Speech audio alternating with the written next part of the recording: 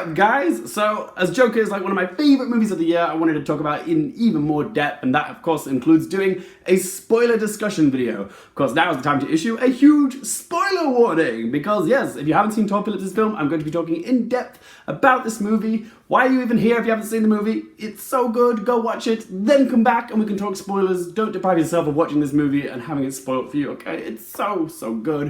If you want to see my other review for it, my spoiler-free one, I'll put a link up here, okay? Venture further at your own risk. Right, so I've already said that I loved Todd Phillips' Joker. I think it's a masterpiece, a 10 out of 10, a movie that everybody should see before you die. It's just incredible. I saw this film nearly a month ago, so that's given me like time to process and digest it and also reflect on it. And in the time that has passed since I saw Joker, a lot of opinions have been coming out about this movie, and it's fascinating really because people seem to think that this movie is going to be responsible for inciting future violent actions because Todd Phillips' film does glorify the Joker's violent actions in this film. So you might be wondering, where do I stand when it comes to the controversial topics that surround this film?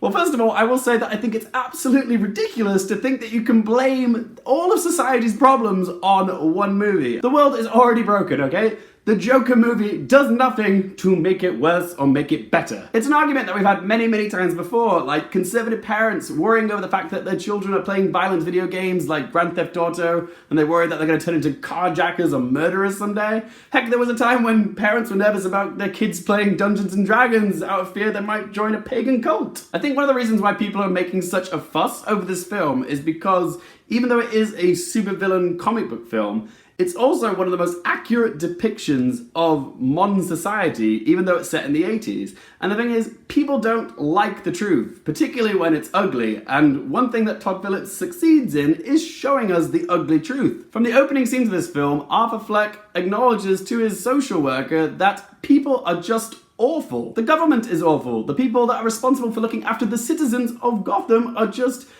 corrupt, selfish individuals who only look after the wealthy and the privileged. All the most desperate services like social and health care, which the poorest citizens of Gotham rely on, are either getting slashed or extinguished.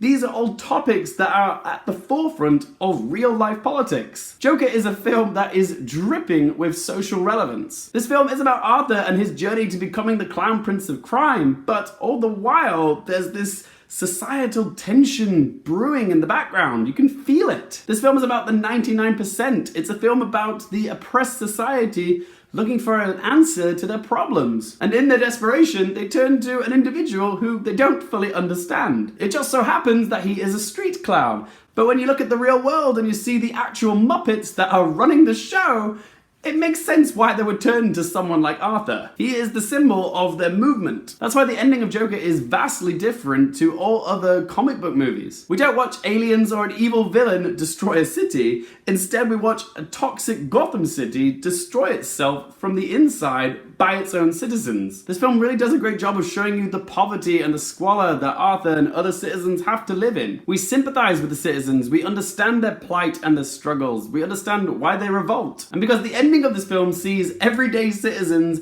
indulging in violent actions and also raising a murderer up as some sort of idol to be put on some sort of pedestal, some people just aren't happy seeing how someone so bad and evil can be glorified so much. But just because he incites violence in the city of Gotham doesn't mean that the people that watch this film are going to leave wanting to start riots. The film that I would have to compare Joker to is Fight Club, because they do have a lot of similarities, especially in the way that the film ends, because Fight Club sees Tyler Durden successfully blow up the financial district and resets all the credit card debt.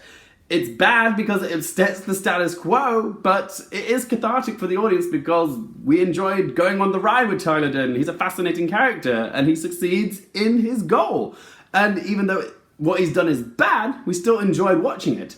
But the same can be said about the Joker, because the movie frames him from such a sympathetic light for the whole journey. We're with him, we understand his struggles, we understand what he's been through. We also understand that he is a product of Gotham itself, because the very systems that were put in place to help its citizens are being slowly stripped away and slowly stripping him of what he needs, which is medication, social care, healthcare. But these things are all taken away throughout the course of the movie. He stops taking his medication, so if you think about it, the Joker really is a product of everything that is wrong with Gotham, okay? He is forged from Gotham, okay? And it's not just Arthur that's victim to this. It's the 99% of the population that are also going through similar struggles when it comes to housing and finding jobs and just surviving, okay? So it makes sense that he would be lifted up as some sort of symbol for all the impoverished people of Gotham City. When I came out of the screening of Joker, I was blown away, but did it make me want to go start a riot?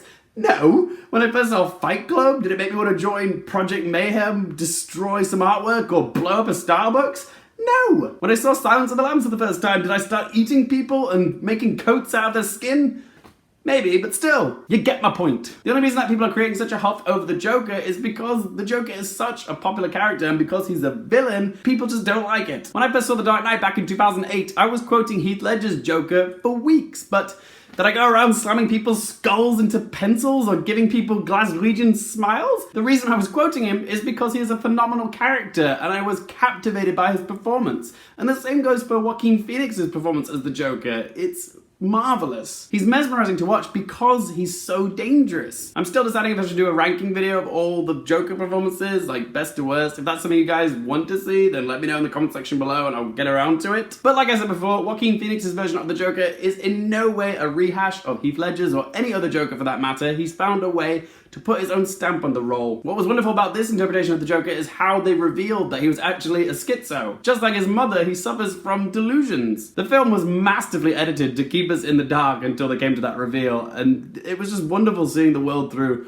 Arthur's eyes. Even though it was still dank and miserable, things still seemed a little bit more hopeful through his perspective. His cute neighbor thought he was attractive and she laughed at his jokes, and he got more laughs at the comedy club, even though no one was laughing with him, they were laughing at him. But it's only after he stops taking his 7 different types of medications that he sees Gotham for what it really is. The Joker even says this when he goes on the Murray Franklin show and says, "What do you get when you cross a mentally ill loner with a society that abandons him and treats him like trash?"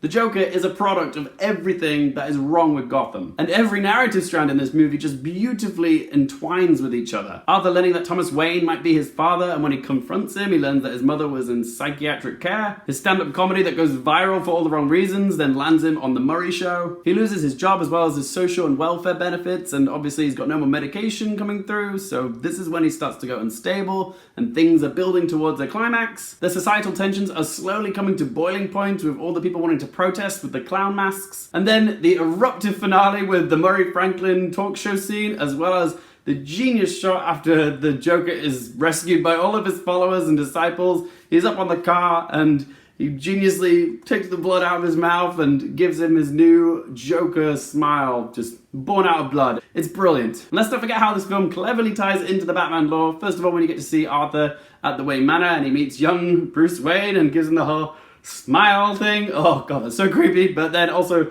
later in the film, during the Joker riots, Martha and Thomas Wayne and Bruce Wayne all leave the theater during the riots and they walk down the alleyway and it happens, the iconic scene from the beginning of almost every Batman movie when Bruce's parents are murdered in front of him. The classic iconography of the pearls falling to the ground and both parents being dead on the floor. I mean, it's been done before, but the way it all comes together in this film, it's like poetry. That shot where the camera slowly zooms away and you see Bruce just staring at his 2 parents lying dead in the ground, and you can see the idea of the Joker being implanted in his brain as the person responsible for his parents' death. The Joker might not have explicitly killed them, but he did cause a ripple effect that caused his parents to be killed. So I love how it tied the Batman lore into this film. I also love that this is going to be a standalone film, that the next Matt Reeves Batman film isn't going to be a continuation of young Bruce Wayne. This is going to be a standalone film, which I'm so happy about. I mean, Joaquin Phoenix has never done a sequel, and I don't think he would want to do a sequel, and this film is so perfect as it is. Not everything needs to be part of a big DCEU or MCU or some sort of extended universe, okay?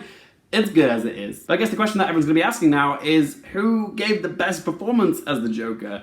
And Heath Ledger did win a posthumous Oscar for his interpretation of the Joker, but there is a very good chance that Joaquin Phoenix could be the one to take home Best Actor at the Oscars next year for his performance as Arthur Fleck. He's very much the front runner at this point. He does have some competition from Adam Driver in Marriage Story, Jamie Foxx or Michael B. Jordan in Just Mercy, or perhaps Taron Egerton in Rocketman. But my question is, do you guys think Joaquin Phoenix is going to be the winner of the Best Actor Oscar next year, or do you think it's gonna be someone else? Whatever you guys think, sure, let me know in that comment section down below. If you guys have enjoyed this video, please don't forget to hit that thumbs up button, share it with your pals, and if you haven't done so already, please don't forget to click subscribe. And if you want to follow me on Twitter, Instagram, any social media, you can find all those links down in that video description below. Thank you guys so much for watching. For more things related to movies, TV, and popcorn culture, I'm Luke Airfield, and I'll see you next time.